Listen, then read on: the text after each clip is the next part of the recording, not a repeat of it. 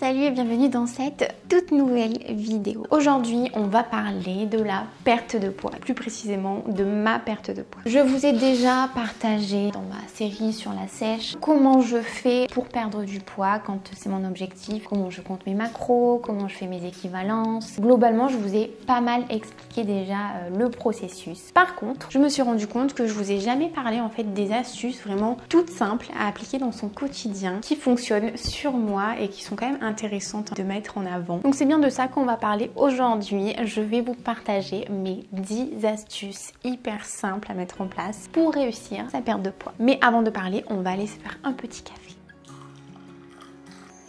C'est parti. Et voilà. Ma toute première astuce qui m'a vraiment énormément aidée, c'est tout simple, mais c'est de manger des aliments qui nous font plaisir.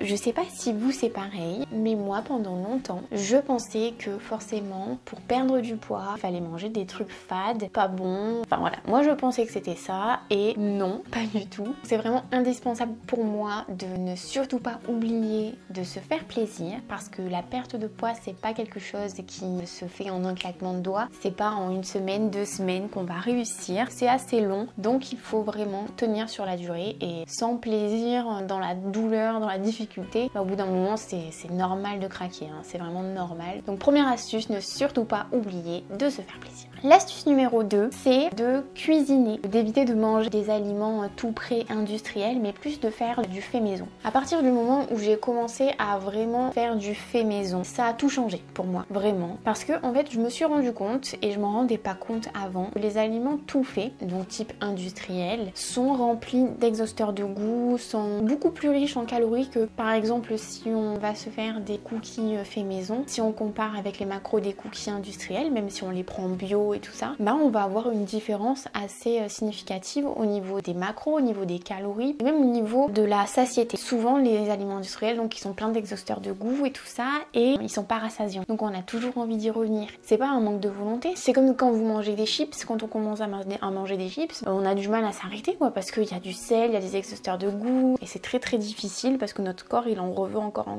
Et on n'est jamais rempli. On a toujours faim donc voilà. Là c'est compliqué. Alors que si on fait les choses soi-même, et ça veut pas dire faire des trucs de fou, hein. On peut très bien cuisiner de façon très simple et c'est d'ailleurs ce que moi je fais au quotidien. Je cuisine des trucs, franchement c'est pas compliqué du tout, donc n'importe qui peut y arriver et c'est d'ailleurs les recettes que je propose dans mes e-books. Si vous les avez déjà vues, vous voyez que c'est des recettes qui sont, il y en a qui sont un peu travaillées mais très accessibles et puis il y en a qui sont très simples et pour autant qui suffisent à nous rassasier, à nous faire plaisir et à atteindre nos objectifs. Si jamais vous voulez en savoir plus sur mes e-books, je vais vous mettre un lien en description pour aller voir un petit peu quel type de recettes il y a et tout ça. Donc je recommande à 100% de faire du fait maison. Mon astuce numéro 3, ça va être valable surtout au début parce que le début d'une perte de poids, c'est le plus dur. C'est juste l'impulsion du début qui est dure. Donc une fois que vous commencez, dites-vous, vous faites le plus dur, ça ira beaucoup mieux après. Donc la troisième astuce, on y vient tout de suite, c'est de s'organiser au niveau des repas. Ça peut être soit des meal prep sur une semaine, soit déjà prévoir les menus de la semaine pour avoir des idées de repas et tout ça parce que le risque si on fait pas ça et qu'on est au tout début d'une perte de poids, c'est qu'on va toujours aller du côté le plus simple. Je rentre du travail, je suis fatiguée, machin,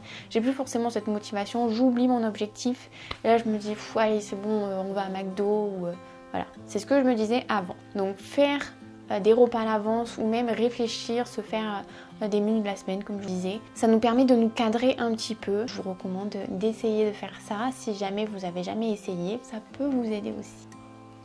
Ma quatrième astuce, c'est une, je crois, des astuces les plus importantes, surtout pour aujourd'hui, c'est de varier son alimentation. J'ai fait l'erreur au tout début, je vous disais les meal prep. Je me faisais des meal prep, sauf que je me remplissais 6 tupperwares avec exactement les mêmes choses. Et en général, j'appliquais pas mes conseils de cuisiner un petit peu en se faisant plaisir parce que je faisais l'erreur avant d'être dans la frustration et de me faire des haricots à l'eau, du riz à l'eau, pas assaisonné ni rien. C'était pas très bon. Honnêtement, je prenais pas de plaisir. Et en plus, je rajoutais le fait de derrière de manger ça du lundi au vendredi tous les midis. Au bout d'un moment, vous en avez marre, vous avez envie d'aller piquer le Tupperware de votre collègue du boulot ou d'aller vous acheter un sandwich à la boulangerie. En tout cas, moi, c'est mon souci, c'est que j'ai besoin de varier, j'ai des envies, et c'est normal, je pense, d'avoir envie un jour de manger des gnocchis, le lendemain une quiche, le surlendemain une pizza. Et du coup, moi, je trouve que c'est satisfaisant de pouvoir écouter ses envies qui changent, et surtout dans une perte de poids. Et les équivalences alimentaires, simplement, qu'est-ce que c'est? C'est en fait, par exemple, en termes de macros, ça va être équivalent de manger 50 g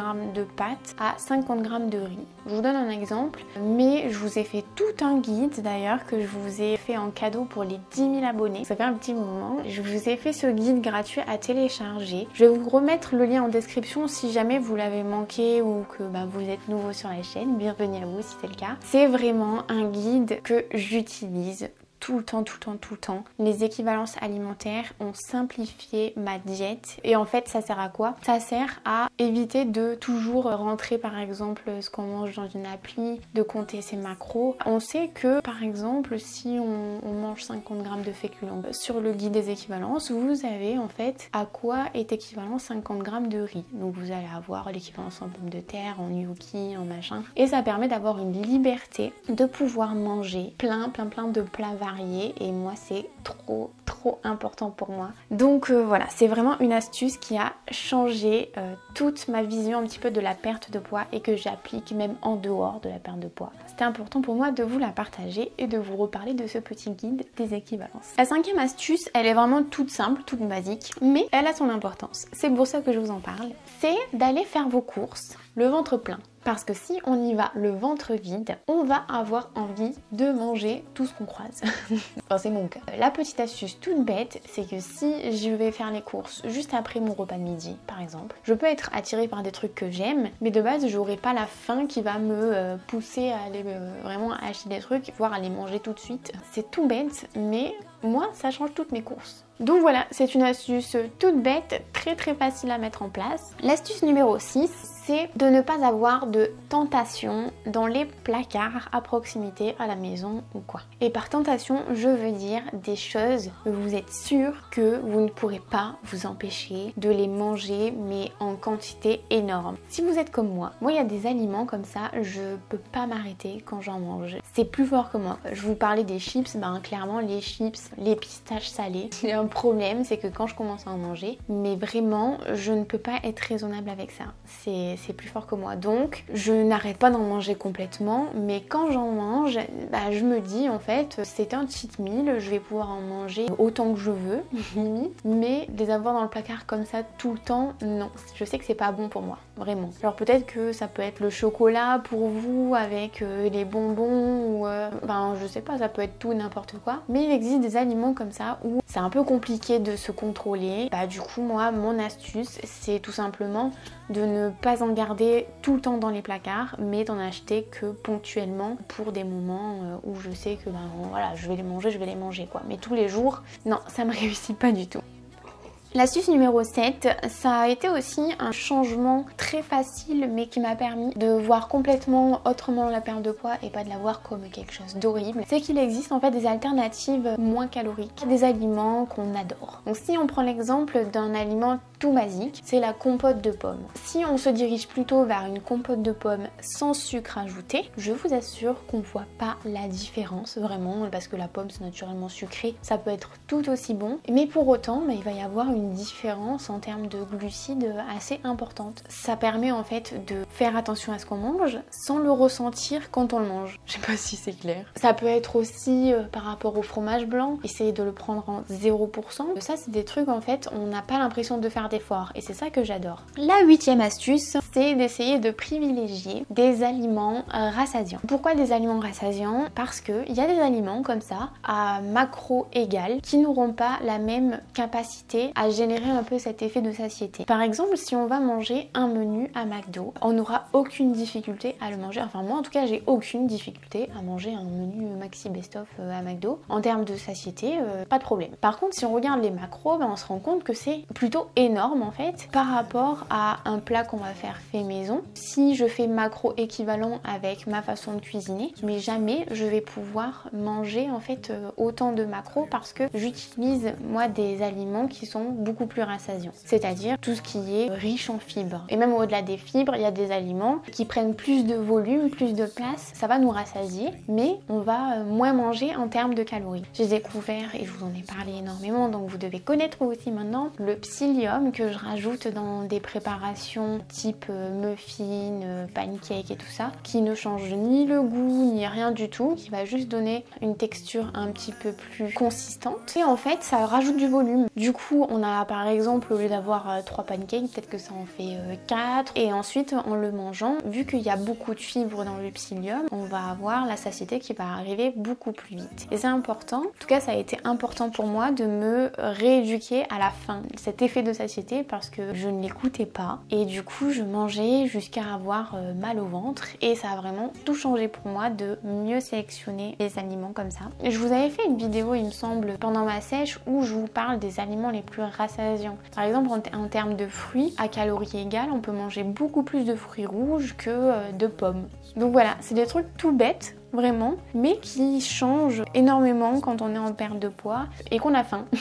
L'avant-dernière astuce, c'est de boire suffisamment. Alors par contre, je parle pas de boire pour se remplir pour plus manger, pas du tout. C'est plutôt en fait boire suffisamment d'eau par rapport à ce que notre corps a besoin. Pourquoi? Parce que quand on ne boit pas assez, quand notre corps a soif, il cherche à avoir de l'eau, et ça peut aussi être via les aliments, parce qu'il y a de l'eau dans les aliments. Donc j'essaye de boire plus aujourd'hui, avec surtout du café, du thé, du jus de citron dans l'eau, j'aime bien. Donc voilà. Et enfin, la dernière astuce. Cette astuce m'a vraiment sauvée pour ma toute première perte de poids et m'a un petit peu réconciliée du coup avec ce processus. C'est de garder un aliment qu'on adore, vraiment. On garde cet aliment et on l'intègre dans notre diète de perte de poids. Et moi, mon aliment que j'ai gardé, c'était le fromage. C'était le comté d'ailleurs. J'avais sélectionné un fromage assez fort parce que je voulais garder absolument mon fromage et j'étais trop contente, ça m'aidait vraiment. Enfin, c'était plus psychologique on va dire, parce que je me disais ok, mais en fait je peux perdre du poids en mangeant mon comté là, parce que moi avant c'était juste pas possible, j'étais obligée de manger des trucs que j'aimais pas pour perdre du poids. Et en fait non, c'est une petite astuce qui permet un déblocage psychologique, de se dire que on peut réussir à perdre du poids tout en conservant un truc qui nous fait trop plaisir. Voilà, c'est bête, ça peut être en gardant du chocolat, ça peut être enfin vraiment n'importe quoi en fait, ça peut être n'importe quoi. Il faut juste bien avoir à l'esprit que c'est pas l'aliment en soi qui va nous faire grossir, mais c'est plus en combien de quantité on va le manger. Donc, en plus de m'avoir aidé vraiment à démarrer et à me dire ok, la perte de poids c'est pas si terrible en fait parce que je peux garder des trucs que j'aime, ça m'a permis aussi de tenir sur la durée et de réussir du coup ma perte de poids. Comme je vous ai dit, c'est vraiment 10 petits trucs comme ça qu'on peut appliquer tous les jours sans même s'en rendre compte en fait, sans même faire d'efforts. Et en ça, moi je suis vraiment plus dans la vision qu'une perte de poids c'est pas une lutte contre soi-même, parce que moi personnellement je m'en voulais, je faisais une distinction entre mon corps et mes pensées et j'avais l'impression que l'un était ennemi de l'autre. Et du coup c'était très dur parce que je me détestais intérieurement quoi. C'était, enfin, y a rien de pire à ça à vivre. Il faut vraiment plutôt le voir autrement et se dire que ok, on s'accompagne nous-mêmes en entier pour atteindre notre objectif de perte de poids, pour qu'on se sente mieux. Ouais, qu'on se sente juste mieux en fait, qu'on se sente bien, parce que c'est ça le but, c'est un bien-être. Mais ça doit pas se faire dans la lutte, dans la guerre. Je vous assure que ça peut être très doux. Enfin, je vous assure que moi ça a complètement changé ma vision des choses et c'est bien pour ça que je vous fais cette vidéo. Donc j'espère vraiment que ça vous a plu. Si jamais c'est le cas, n'hésitez pas à liker cette petite vidéo, à vous abonner à la chaîne si c'est pas encore fait. N'hésitez pas aussi en commentaire à me partager des petites astuces toutes simples comme ça qui a réussi à vous faire un déclic ou à simplifier quelque chose pour réussir votre objectif de perte de poids. N'hésitez pas à le partager à tout le monde en commentaire et je vous retrouve pour une prochaine vidéo. Salut!